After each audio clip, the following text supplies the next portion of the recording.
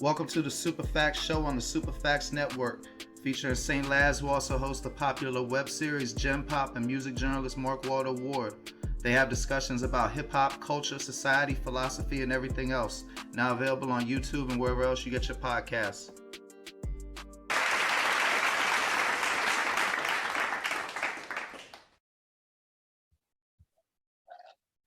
What up, world? It's your boy Mark Walter Ward, Super Facts Show, Super Facts Network. Today we got with us on his 8th album, Memphis' own Young Trap. How you doing, brother? What's poppin', homie? What it do? Man, I'm chilling. I can't call it same old shit, just a different porta potty. Oh, yeah. So right now you working that All My Life album with the Pressure video. Yeah. I mean, this ain't even really no question, but you know, we trying to have conversations, and Sure. bruh, that album is hella catchy. Even a dark song like Sticks, you know, where that man YNC Crashout, whoever he might be, Yeah. I'm gonna listen to more of him. I see Crashout. Yeah, that's my artist. Crashout. Sure. Oh Yeah. shit, he snapped. Yeah. Pressure, the one you got the video for, everybody go watch that. I mean, Sure. no matter what the see, I don't know music words like that, but whether it was dark or light, that's everything was just hella fucking catchy. And I'm gonna tell you right now, bro. Like you know, I ain't no Gucci Mane level A&R or nothing, but to me, Ziploc is a big ass motherfucking hit that you should put a bag behind and shoot a video for. Okay. All right. I mean, You know, for that's the thing whatever it's worth, though. Like you know, we looking for research to move on the next record, so I appreciate that input, bro. what have you got any feedback on it? Because I mean, bro, like I like the whole project, but like I was struck by like just how fucking strong that shit was. And you know, I'm 43, been listening to rap to Run DMC. I mean, since Run DMC and shit. But I can see young. I mean, you know, I still listen to everything, and I can see youngins fucking with that shit too. Like that kind of got a timeless feel. And I appreciate that. and you know the shit that end up being big hits like Hotline Bling or Kendrick Lamar song or shit back to the 90s or shit even like Baby Got Back. It's that it don't matter what year you in, that shit not. You know what I mean? Like to prove my point, I remember this song back in the day called It's Young Trap. That shit just motherfucking not. You go listen to that shit today, that song motherfucker. Oh, I know you remember that, Joan. Yeah, that shout out to Drumma Boy. Drumma Boy on the beat. That's one of the ones. Bruh, like I don't know how to phrase this shit. If that was my song, and there's been before I went to prison, there's been periods in my life where I had like nice jewelry pieces and things of that nature. Yeah. I couldn't imagine like getting out the shower, hearing that song, getting dressed, sliding a chain over my neck. You already know, man. Hey, look, a nigga jump out there, I'll be like, hey. Bro, I be floating like Will Smith and Aladdin off that shit. You know what I'm saying? Yeah. I was living in Atlanta when I made that song, and man, it really took me to the next level in that city, man. And that was about 2012. And man, that shit really set me off in Atlanta. I'm not gonna lie, bro. Every club was on that shit. After that, I ended up getting a record with Rocco. Yeah, on that Debonaire one, right? That shit went crazy, bro. The Rocco Jones, that was on that Debonaire one, right? Yeah, yup, money, yup. Yeah, I mean, bro, you know, I only met you last week, so I ain't have time to listen to 8 albums that quick. But I definitely digested at least 50 songs. That Rocco song was one I was gonna say something about because that motherfucking hook is sick, and you know, from all the songs I've listened to, see, you got me jumping all over where I was gonna go, but it's all shit. It's even better that way. You got some vicious ass motherfucking hooks, and without naming any names, and given the fact that you know Drumma Boy, I'm putting 2 and 2 together, and just tell me if I'm wrong. You know, sometimes have you ever ghost wrote a hook, and we won't say any names, any songs for something that let's say might have charted? Charted? No, nope. I've written a ton of songs on niggas like artists, charting artists, mixtapes, but none of my records charted with them. No. Got you. Yeah. Well, they fucking learn well from you then, because like I said, I ain't gonna say no names, but some of your jumps I had to go back and see when they was released, because I was like, yeah, oh, son definitely heard that one before he made that one. Oh yeah. But I mean, I'm sure you probably figured that out before. Yeah, for sure. Yeah. I mean, anybody listening, go down the discography. I know on Spotify, if nothing else, they got all 8 of his albums. I don't know about mixtapes and all that. I'm sure you probably got like some Dat Piff stuff and everything. Yeah, I did a couple mixtapes. Go to Dat Piff, my mixtapes, Spinrilla, type in that Young Trap. I got a couple on there that went crazy. But so I saw your bio on all FM or all artists or whatever. So them things ain't usually all the way reliable. But yeah. So you used to be in a group, or really not reliable. They don't really be that detailed. You used to be in a group called the Riders. Yeah, I was in a group called the Riders in high school. We did 2 albums. I started recording music in like 9th grade, but I was rapping before then, of course. But it was some niggas in my hood that was already rapping. They was much older than me, and they had a group, and they was like, "Trap, I heard you rap." You know, they'd come around. I was shooting balls and selling weed and shit, and they was like, "Nigga, we heard you rapping." And I'm like, "Yeah, I don't know that. I'm doing me." You know what I'm saying? I'm starting my own shit. Woo. They were like, "Man, come to the studio." So first time I went to the studio was with them. I did my first recorded record with the group, and then I became, I was with the Riders. I don't know why I assumed it was just you and one other person. So it was multiple people. Yeah, it was Don. It was 4 of us. Okay. And y'all had a lot of production from Drumma Boy. Yeah. Drumma Boy did most of the beats on both those albums. So how Drumma Boy from Memphis, he from right up the street from me. Oh, so you already knew him outside of music? Shit, me and Drumma Boy, we worked our first job together at this spot called Just for Feet. It's like a little shoe store, kind of like Champs or Foot Locker type shit. And he was just a real nigga. We linked up and all that. And then the group I was in, they already knew him. And then we just locked in. And me and Drumma been, we've been friends ever since. Oh, so you still be talking to him and all that? Yeah, that's my dog. Since 9th grade, we childhood friends, yeah. You know Spark Dawg, his artist? Spark, yeah, I met him. I don't know him like that, but I met him. I mean, you know of him, like you heard heard the music and all that? I don't think I listen to the music. I'm not gonna lie to you. Bro, he was in a group that Scarface put together, and then when the shit got like in 2008 maybe, called Green City, right? And when it got reviewed, and then a year later, they asked Nas what he was listening to, and he was like, "Yo, this is group called Green City, and this cat Spark Dawg is real nice." Okay. Yeah, like homeboy got hella bona fides, but he down there in Texas, and I was living in Houston before I moved here to Tampa, and bro, like they got a self-contained marketplace. Like it's mad cats down there that they don't even give a fuck if their music ever gets heard out. Like Louis Tex Arcana is what they call it, and it'd be motherfuckers that go like literally like platinum in them 3 states. Tour like 60 times a year, and I guarantee bank like $1 million. Like this man, Lil Flip, got like 25 independent records. You know what I mean? And it's just tours like 4 states off of them nonstop. Yeah, Flip was hard. I used to fuck with Flip. He was hard. Shit. Since we segue into known rappers, we might, you had a jump with Rocco. You had a jump with Boosie. I definitely fuck with the Boosie. Then you had to jump with Too Short. Yo, what was your reaction when that man said, oh, no, actually, no, it wasn't what he said. It was what you said. You said something slick as shit to me. When you said pull up in the European with a driver speaking Dutch. Again, there ain't no point to that. I thought that was a slick ass motherfucking line. Yeah. Just popping my shit a little bit. I'm well traveled, and just thinking about shit I done did, just come out in the pen.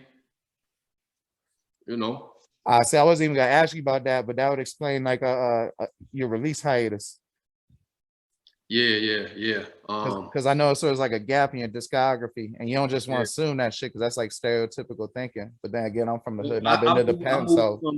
I moved from Atlanta to Los Angeles, and in that move, I didn't drop albums. That's when I dropped 2 mixtapes. So those didn't go on Spotify because I used some other niggas' beats too. So those are on the mixtape site. So I was working, and then I dropped some singles. You can see the singles between those dates, but there's not bodies of work on Spotify, Apple Tidal, because I did mixtapes and I was dropping singles. So it looked like a gap in time, but there's singles on there. Okay. Well, yeah. Well, shit. Is it you done with parole? Stop it.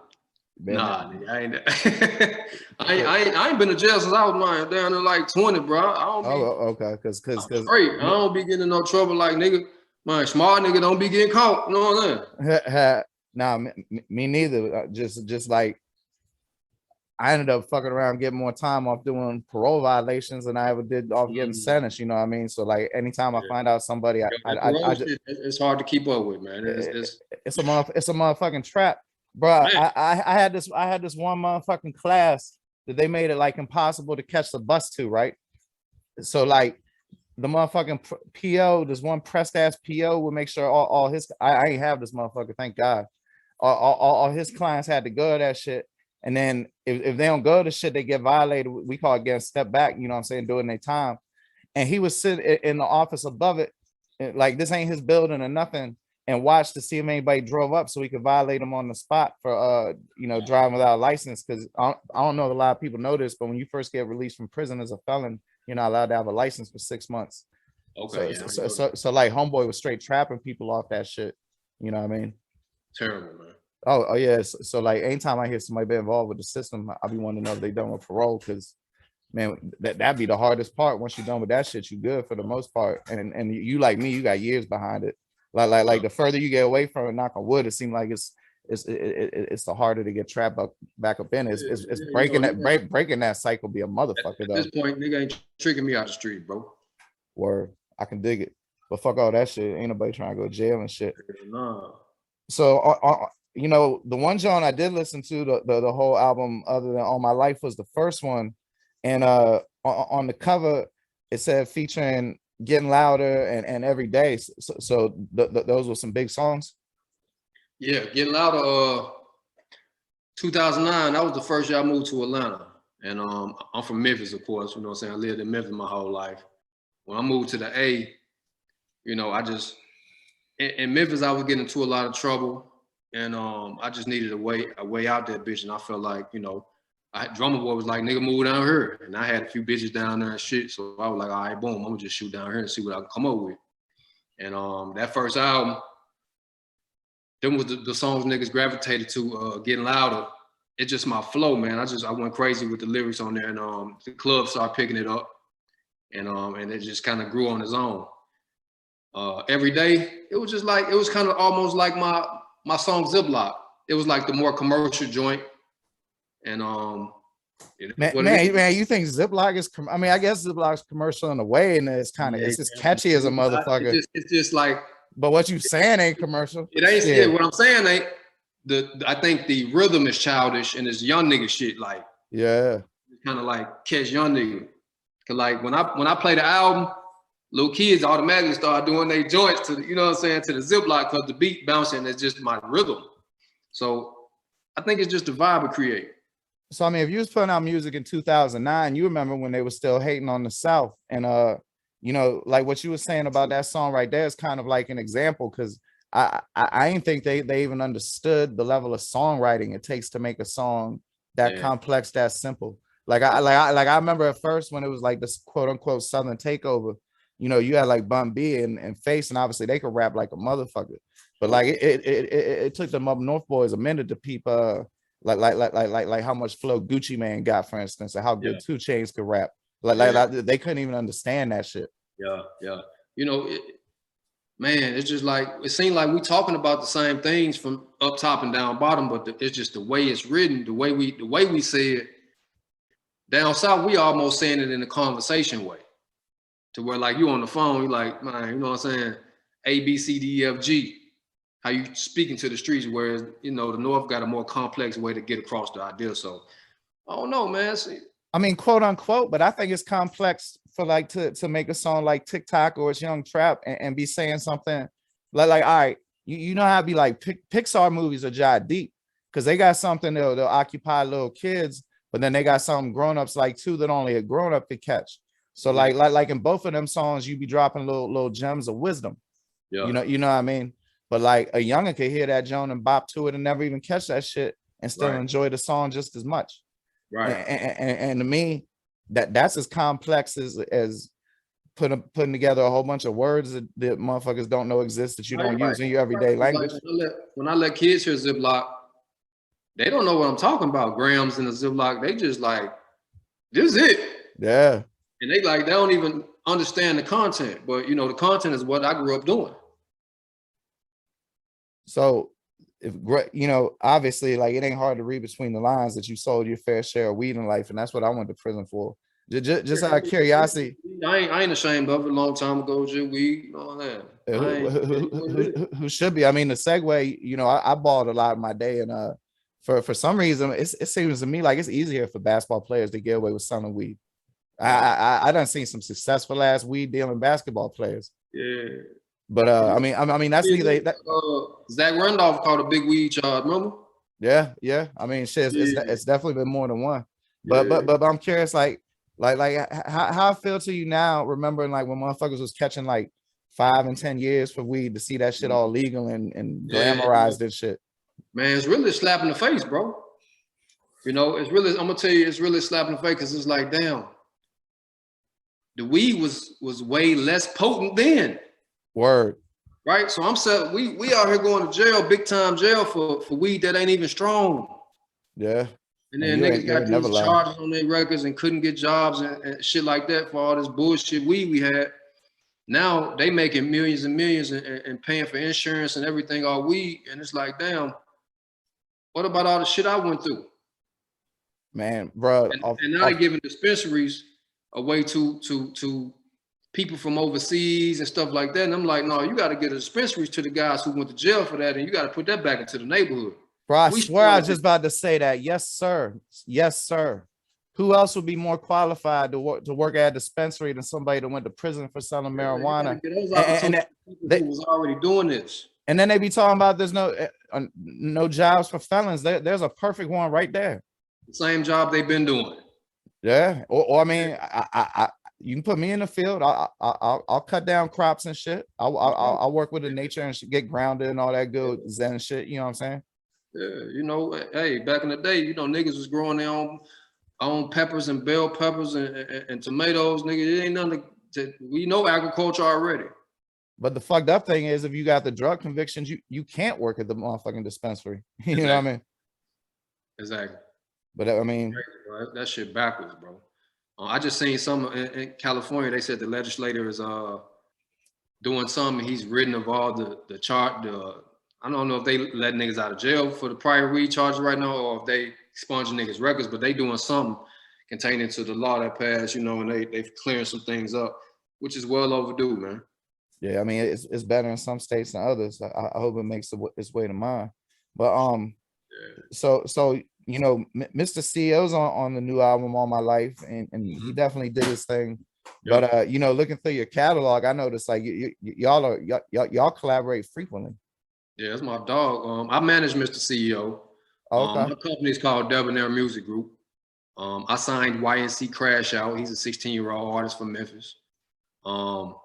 CEO is my artist. We got him his song Ugly Face just got synced in with this Okios yoga commercial for the last Super Bowl. She looks so good. You gotta make the ugly face.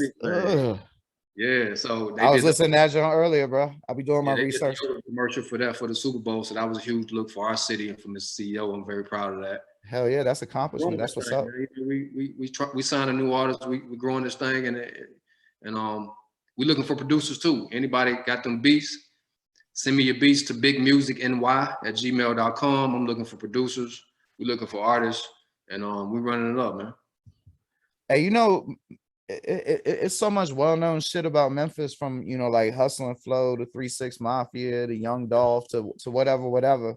But like I'm from the DC area, and like the whole world know like our street legends like Ray Edmond, or everybody know all the New York cats or random people from different places that caught people's attention. But I couldn't remember a Memphis dude. So like who are some Memphis street legends? Craig Pettis. Craig Pettis was dealing with the Mexican mafia. It's actually DJ Paul's brother. Damn. And I just saw something on Netflix about Craig Pettis. He was making like $1 million a day. Jesus. Yeah, I mean that's like the biggest one we ever had that was dealing directly with the Mexican cartel that was pretty much part of the Mexican cartel, like the most money that we've seen in our city, making $1 million a day. That's unheard of. Hell yeah. And you know, it's a lot of people that's local, that's their family's still out there doing stuff on their name. So I'm not gonna name them. But you know, it's a lot of Memphis, man. Now I meant more like, you know, like these people I'm talking about, it's like 70s and 80s people, you know. I ain't trying. Yeah, a lot of street history in Memphis, man. I ain't trying to find out what's popping, you know what I'm saying? I don't know nothing. Yeah, me neither. Yeah. I don't never be asking nobody about that shit. Joe, I don't know that. I lived in hoods all my life, and I ain't gonna lie, like I ain't the fondest of Tampa, but this the first time I ever lived like I live in like a suburb and shit. This is the first time I ever lived somewhere quiet and shit. And yeah, I just came from Tampa, man. Tampa was dope. Yeah, I just came from Tampa, man. It was cool down there. You was in Ybor City though, right? I hung out down there, I think, one night. Yeah, I wasn't staying down there. I was staying more like in the hood. Like my homeboy got an Airbnb and he ain't know no better, and we was there just right by MLK in the hood. See, I only been there like 2 or 3 times. What I will tell you, if you down here, like I said, I live in a suburb, right? And then like mad suburbs around here, it's a lot of motherfucking Trump shit. I swear to God, motherfuckers literally got flags that say "fuck Biden." But so you know what I mean, it's that type of place if you venture out and shit. Looking at that shit, because I'm looking like, man, what the fuck Biden did for us either? Bro, I went to prison behind Joe Biden, so fuck Joe Biden. Fuck Joe Biden. Yeah, I mean, I was saying that shit. And then look, as soon as you get some money, they say you make 400 bands, he trying to tax you for 65%. Man, that ain't, come on, baby. Like, damn, that's crazy. Like how you, it's like, it's scary to even want to make some more money because he want all of it. Yeah, you said at 400,000, so that would like make somebody try to cap themselves at like 395. Yeah, doing tax evasion and shit. Like 50 Cent was like, why y'all think y'all happy y'all got him now? You know what I'm saying? Like niggas was like, I saw yesterday, I was looking at a Breakfast Club and it was what's the guy from Shark Tank that owned the Dallas Mavericks? Mark Cuban. Mark Cuban had one of his guys that he does business with from Shark Tank on there, and they was talking about it. And Envy brought it up. He was like, well, you know, Biden said you make 400 bands, you got to pay 65%. They was like, whoa. but Cuban was like, you know, it is what it is. But come on, man, you got multi-billions. Everybody who just coming up, that hurts, man. Man, that's going to discourage entrepreneurship. That hurts, man. You know what I'm saying? So, you know, I voted for Biden to get Trump out of there. But at the same time, it's like, man, you know what? Ain't none of them worth shit. Yeah, I just believe that shit's all a fucking facade. So I never even got my voting rights back. I don't give a fuck. Count, bro. Yeah, I could give a fuck. I mean, I care about the shit that affect me. Like listen to this bullshit. You know that $1,500 stimulus check? Yeah. So they ain't ask us if we want that shit or nothing. They just put it in our account, right? Right. And then, you know, we getting the tax credit shit, the child credit, and then the child credit get lowered.